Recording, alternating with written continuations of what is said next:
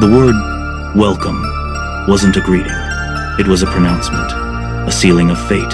Father Michael felt it in his bones, a cold, ancient dread that had been seeping into the very foundations of Street Judes for months. He had served this parish in the Warrens for 40 years, a quiet life of sermons, confessions, and comforting the afflicted.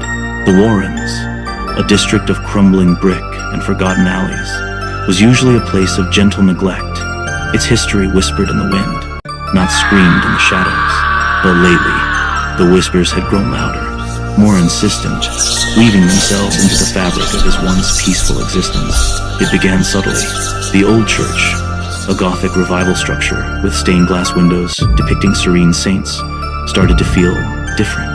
A persistent chill, even in summer. The scent of damp earth and something acrid, like burnt offerings, would occasionally waft through the nave, only to vanish when he sought its source.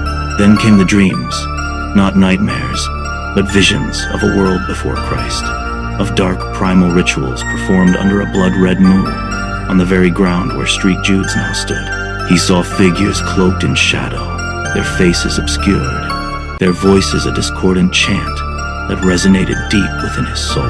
He dismissed them as the anxieties of an aging priest, perhaps too much late-night tea, but the anomalies escalated.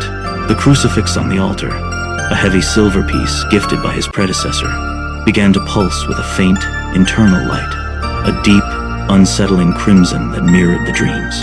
He tried to ignore it, to pray harder, to redouble his efforts in the community. He visited the sick, comforted the grieving, and delivered his sermons with renewed fervor, hoping to drown out the growing unease with faith.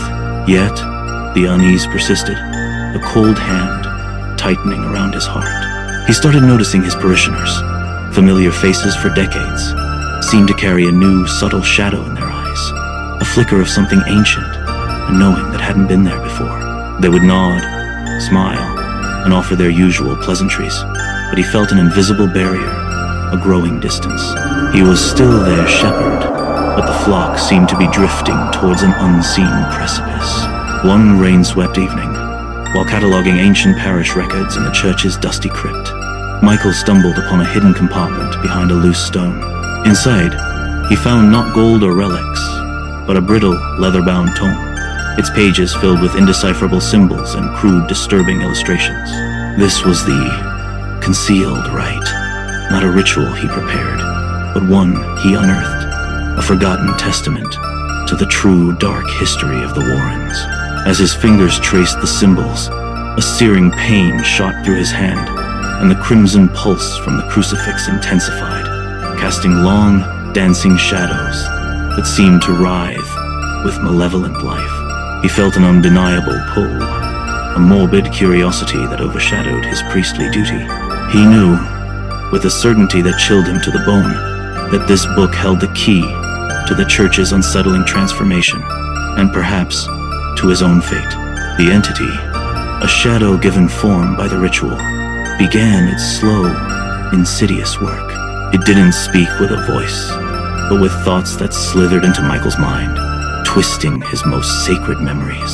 The tome, once merely an object, became a conduit, its ancient script now burning into his consciousness, translating itself into a language of pure malice.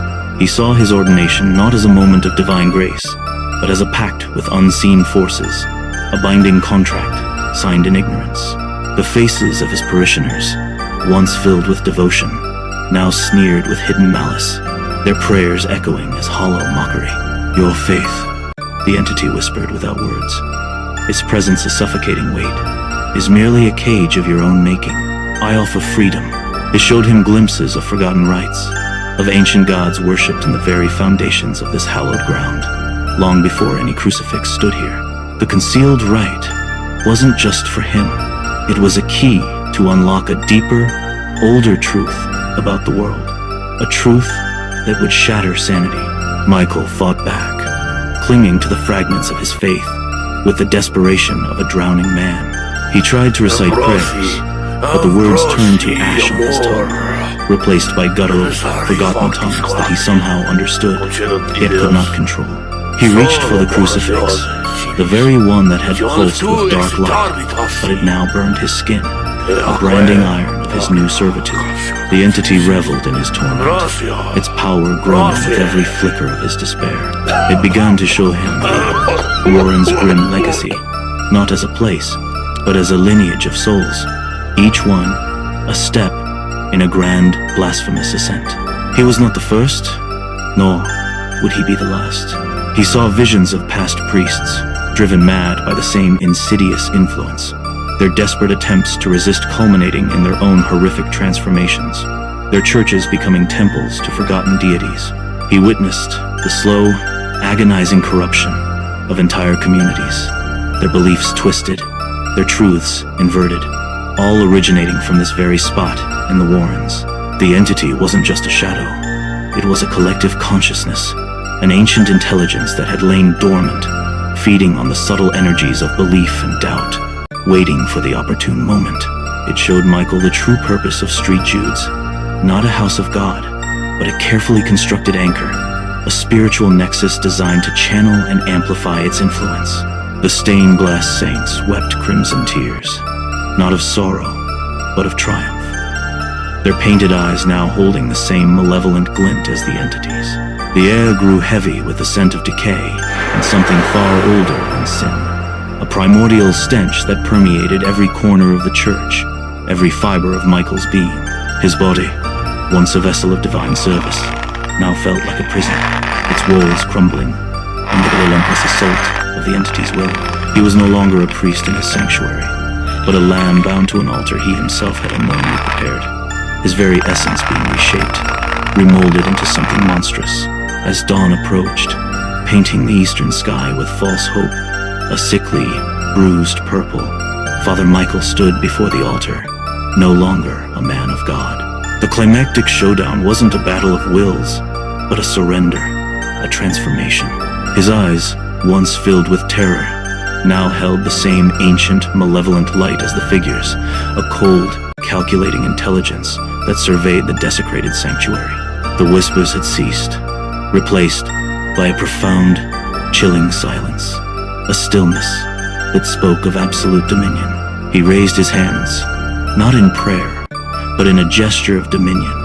His fingers, once gnarled with age, now seemed longer, almost skeletal, yet imbued with an unnatural strength. The ritual was complete. The last rite had bound him. Yes, but not as a victim. He was the vessel, the new guardian of the age-old malevolence, ready to distort belief and truth for a world unaware of the true darkness that had just awakened within its most sacred walls. He walked to the main doors of the church, the heavy oak groaning under his touch, no longer feeling the weight of the wood, but the pulse of the ancient power coursing through it. He pushed them open, revealing the sleepy, unsuspecting streets of the Warrens, bathed in the deceptive light of the rising Sunday. A few early risers, on their way to work or morning errands, glanced towards the church, perhaps wondering why the doors were open so early. Michael offered them a smile, a wide, unsettling grin that stretched his lips unnaturally, revealing teeth that seemed a shade too sharp. It was a smile that promised solace, but delivered damnation. He felt the entity stir within him, a vast, patient consciousness eager to begin its work. His first sermon, he knew, would be unlike any he had ever delivered.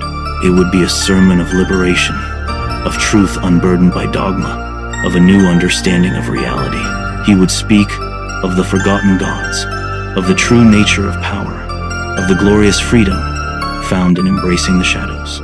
He would begin to subtly weave the entity's narrative into the fabric of daily life, starting with his loyal parishioners, then spreading outwards like a silent spiritual plague. The Warrens, once a forgotten corner, would become the epicenter of a global awakening, a grand re-education of humanity's deepest convictions. Welcome, he thought, echoing the entity's earlier pronouncement. But this time, the welcome was for the world, a chilling invitation to a new, terrifying dawn.